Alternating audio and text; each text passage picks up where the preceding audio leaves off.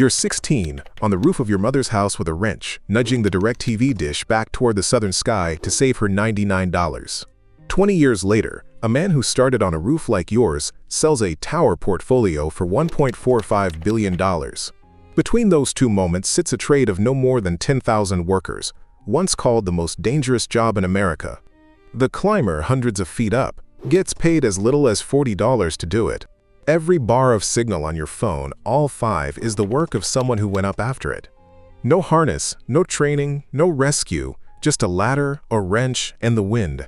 This is every level of a tower climber's career in America, and what it actually costs to climb. If you like breakdowns of how careers actually progress, like and subscribe so you don't miss the next one. Level 1. The Rooftop Antenna Kid. You're 16, and the TV picture just dropped to static in the middle of the game. Your mother reaches for the phone to call the company that'll send a man out and charge her $99 to climb a ladder you already own. So you go up yourself. The roof is asphalt shingle, 20 to 30 feet off the driveway, and nobody is down there holding the feet. You set the ladder square against the gutter, test it twice, and climb with the wrench in your back pocket. The dish has to see the southern sky, no branches, no even the way, or the picture never comes back. You loosen the bolt, swing the dish a quarter-inch east, and call the number down through the open window. The signal jumps. 5 bars. The picture snaps back, and the game is on again. A week later, you buy your own over-the-air antenna at Home Depot for about $25 and mount it on the chimney. The edge stops being something you look at. Then it's just you and the wind. You over-tighten one bolt and crack the dish housing. You learn to feel the moment the wrench goes tight, and you stop there. The work is simple. Get up, get a clear line to the sky, lock the signal, get down. But you've found the 2 things the whole trade runs on. You're not afraid of the climb, and you'll go up when other people won't. Nobody pays you a wage yet, and nobody's checked a harness. You don't own one, but the trade already wants people who'll leave the ground. When you turn 18, a man at a gas station watches you fix a sign light from a ladder and asks if you want real work. Real work means a tower, a crew, and your first time tying off. That's Level 2, the Groundman. Level 2, the Groundman. You're 18, and your first paid day on a tower crew starts in a gravel lot before the sun's up. The pay is about $15 to $18 an hour, and you don't climb anything. You're the groundman, the tower dog, and your job is everything that happens on the dirt. You rig the loads, tend the tagline, run the capstan hoist, and fetch whatever the climber forgot. The capstan is a 3,000-pound winch the crews call a cathead, and you chain it to the tower leg and feed rope around its drum. Pull the rope tight, and the drum bites and the load goes up. Let it slip, and the load drops, and someone above you is suddenly in danger. You learn to read the tagline like a fishing rod. Keep the load off the steel. Keep it from spinning. The outfit you work for is what the trade calls 2 guys and a rope. A small crew, 1 truck, a contract for 1 carrier. Your first credential is an OSHA 10-hour card, which you earn before you're allowed near a tower at all. A man named Eric Popularski found this same work through a Craigslist ad after he quit teaching English. He put it plainly, people see cell phone towers all the time, but they don't really think about them. You sling a Cokes bundle the wrong way and it pendulums into the tower leg. The climber up top stops the lift, and you re-rig it on the second try while the crew waits. By the end of the week, the foreman knows your name, and he hands you the tagline on the next lift without a word. Then, the radio goes quiet. And you wait. You watch the climber go up the safe climb line, clipping and unclipping, getting smaller against the sky. You stop watching his hands and start watching the rope. The first paycheck clears, and it's the first money you ever made with your feet leaving the ground. The climber up the steel is only as safe as the knot you tied at the bottom, and the day you understand that, they start letting you climb. You buy your own gloves, your own boots, and you start eyeing a harness. Then one morning the foreman points up and says the climber, called in sick, you're going up. That's Level 3, the tower hand. Level 3, the tower hand. You're certified now, and you climb for a living about $25 an hour, around $52,000 a year per ZipRecruiter's most recent numbers. The tower is anywhere from 200 to 500 feet, and you go up the safe climb line every single day. Your harness is your whole world, Buckingham, DBI Sala, or Petzl, and it has to meet ANSIZ 359 before anyone lets you clip in. You snap a cable grab onto the safe climb cable, and it locks if you fall. In theory. The rule is 100% tie-off, 2 lanyards, so you're never not connected to the steel. The law says you tie off the moment you're a few feet up, which means you're clipped in from the truck bed to the top. But here's the number that defines this job. The tower trade runs a fatality rate of 123.6 per 100,000 workers against 10.7 for construction. Roughly 10 times deadlier than building anything on the ground. ProPublica counted 50 climbers dead on cell sites across 9 years and called it the most dangerous job in America. More than half of those deaths had one thing in common. The climber was free climbing, not tied off, moving fast to beat a clock. Carriers power the sites down at night, so the crews work in the dark, on a deadline, and the temptation to unclip and move faster is always right there. Tonight's job is a 3-sector swap, and you've got one overnight window before the site goes live again. You climb in the cold, the harness biting your thighs, your hands going numb on the steel. You reach the top sector and unclip one lanyard to swing around the leg, still tied off on the second, the way you were trained. Then the wind crosses the tower, the gin pole load swings, and your loose lanyard snags on a step bolt. For a second, you reach to free it with both hands. The move your trainer said never to make. You stop. You reclip. You free the lanyard one-handed, the way the second lanyard and the cable grab are built to let you. The load settles. The sector goes in. The sweep passes. You come down at dawn with all 10 fingers and a job that closed clean. A climber named Lauren James, a trad climber from North Carolina who calls the crews tower dogs, said the harness alone can feel like carrying another person up with you. You stop flinching when the monopole sways.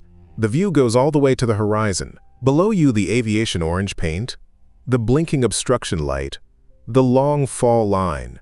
And you've stopped looking at any of it. You can run a line sweep on the tester, read the return loss, and weatherproof a connector with butyl tape in the dark by feel. You torque one connector a quarter turn too far and crack it. The sweep fails, you catch it on the trace, and you swap the jumper before the foreman ever sees the number. You live out of motels now, 4 sites a week across 3 states, your truck always pointed at the next tower. You're the best climber on the crew, and the foreman starts asking you to rig the lifts. You've climbed the most dangerous job in America for 3 years, and the only way up now is to stop being the one who climbs and start being the one who calls the climb. The next time a lift goes up, you're not on the rope. You're on the radio running it. That's level 4, the top hand. Level 4, the top hand. You're the lead climber now, about $25 to $31 an hour, and second in command the moment your boots leave the ground. The top hand runs the climb. You rig the gin pole, set the capstan, and call every lift over the radio. The gin pole is the only way to raise steel up a tower too tall for a crane. A small one runs about $1,395, and you treat it like it's made of glass. You jump the gin pole up the tower section by section, rig a block, and run loads heavier than a man up the outside of the steel. You call for slack when you mean tension, and the load swings into the leg. You catch the radio in the same breath and reverse it before anything bends. Every lift is a conversation. You on the steel, the groundman on the cathead, the load between you. A veteran named Ray Hull built these towers back when the trade was wide open. Hired in 2003 to help raise a cell tower for Nextel, Hull once drove 15 hours straight, non-stop, to fetch a replacement part so a crew wouldn't lose a day. That's the job at this level. The climb is the easy part, and keeping the whole site moving is the hard one. You read weather off the horizon, because the wind that's fine at the base is 10 times colder and meaner at altitude. On broadcast work, you'll go higher than any cell tower, up to 1,800 feet, where the tower sways in feet, not inches, and you ride it out. A storm cell shows on the radar mid-lift. You call the crew down, secure the load, and you're all on the ground before the first gust. And the carrier eats the delay, not a climber. The site closes ahead of schedule, and the project manager asks for your crew by name on the next build. The truck smells like coffee and creosote. You stop rigging by the book and start rigging by feel, and the loads go up clean. You're running 4-man crews across 3 states, and the foreman's job is the next thing anybody offers you. The difference is paperwork. The climb you can do in your sleep, the closeout package you've never touched. You've spent years learning to trust your hands on the steel, and now the trade wants you to trust a clipboard and 4 other men's hands instead. The first time you run a site from the ground, you don't climb at all, and the job still closes clean. That's level 5, the foreman. Level 5, the foreman. You don't climb anymore. You run the crew and the paperwork for more than $90,000 a year.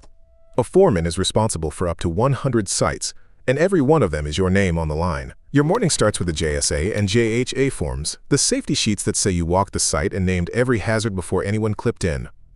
You sign it, the crew signs it, and if you skip it and someone gets hurt, it lands on you. The day runs on a checklist: site walk, lift plan, radio frequency safety, then the closeout package the carrier won't pay you without. The closeout package is the proof: every sweep test, every PIM test, photos of every connector and serial number, signed and uploaded before the invoice goes out. One photo missing, and the carrier kicks the whole package back, and your crew doesn't get paid until someone climbs up and shoots it again.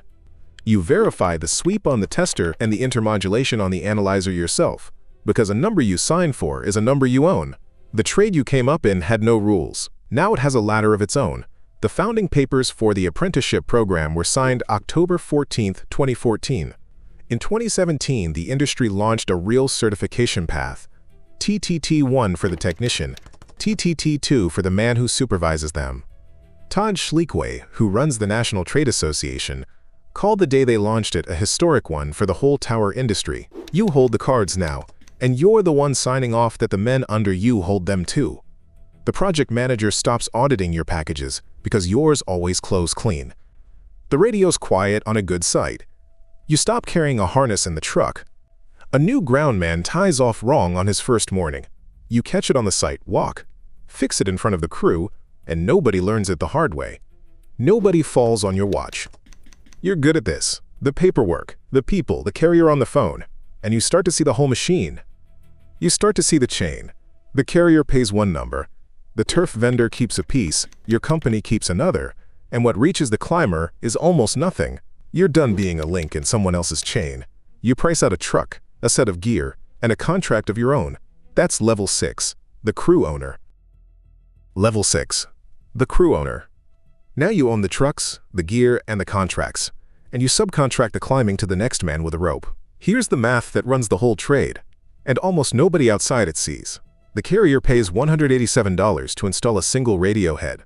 The turf vendor, a giant like General Dynamics, Bechtel, or Ensoro, takes its cut and pays the subcontractor $93. By the time it reaches the climber on the steel, it can be as little as $40. The middleman skims 40% or more, and there can be 3 of them stacked between the carrier and the rope. A climbing company owner named Chris Decro, who runs a small outfit in Michigan, showed ProPublica the actual price sheet. The same numbers, in black and white. You've been on the bottom of that sheet, so you build your company to climb off it. You chase the contracts directly, cut a layer of middleman out, and keep more of the $187. A turf vendor tries to claw back your rate mid-contract. You've got the package and the photos to prove the work, and they pay. And then you see the thing that changes how you look at every tower you ever climbed. The climber gets $40 to service the radio. The tower it's bolted to earns around $160,000 a year in rent.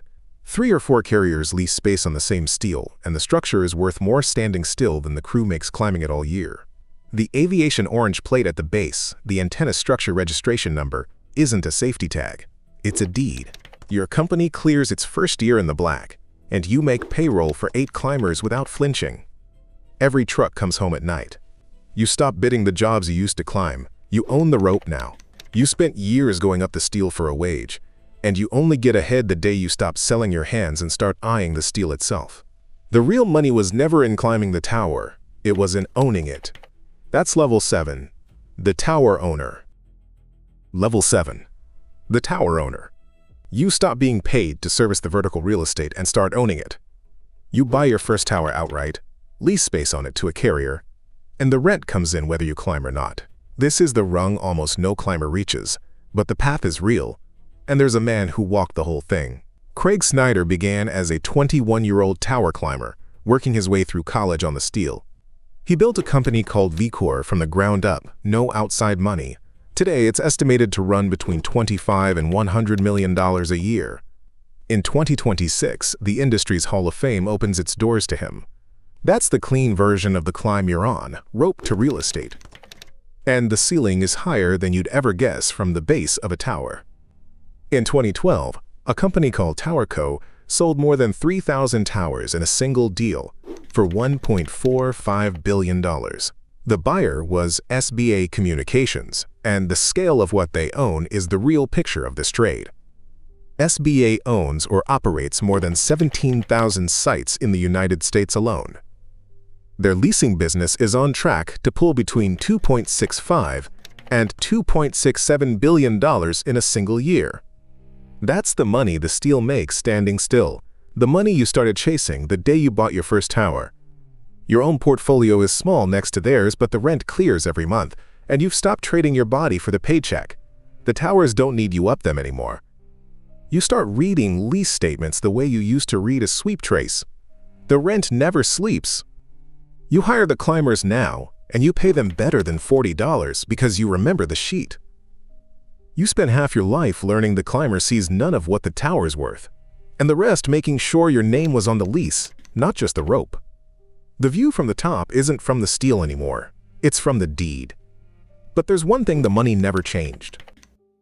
Here's the part the billion-dollar number leaves out. Every level of this trade is really two ladders, climbed at the same time. One is skill, groundman to climber to top hand to foreman. The other is ownership, employee to crew owner to the name on the deed. Only the second one ever reaches the money. The climber who installs the radio for $40 and the company that earns $160,000 a year off the same steel are on the same tower, and almost never the same person. You are the rare one who crossed from the first ladder to the second. 50 climbers died on cell sites in the years you came up, and 2 of them were men you tied off beside. So every crew you ever ran climbed under one rule you never bent: 100% tie-off, and every man who went up for you came back down. The orange plate at the base of your towers still carries the antenna structure registration number, and you still read it as what it is: a deed. This morning, somewhere, a 16-year-old climbs onto a roof with a wrench to aim a dish and save his mother $99. He's not afraid of the edge, and he'll go up when other people won't. He has no idea that's the first rung. You hire kids like him now, and you start them at better than $40. The 5 bars on your phone still cost somebody a climb, but on your towers, that somebody comes home. The 5 a.m. alarm doesn't wake you anymore. You wake before it, and the trucks are already yours. The work is the same. You are not. You don't climb the steel anymore. And you don't have to. On the windowsill of your office sits the wrench from your mother's roof, in a small glass case. Out the window is a yard of trucks with your name stenciled on the doors. And past them the first tower you bought, leased full, earning while you watch. The wrench is the same one you carried up at 16. Everything you can see past it is yours.